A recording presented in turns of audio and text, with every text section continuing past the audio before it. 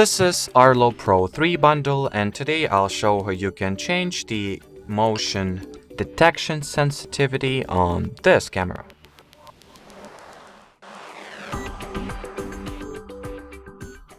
So to start, you will need to pick up your phone, then launch the ARLO Secure app, then go into the devices section, tap at the camera you would like to change the motion sensitivity for, then go into its settings, here enter the default mode settings, and now just select the preferred or desired motion sensitivity.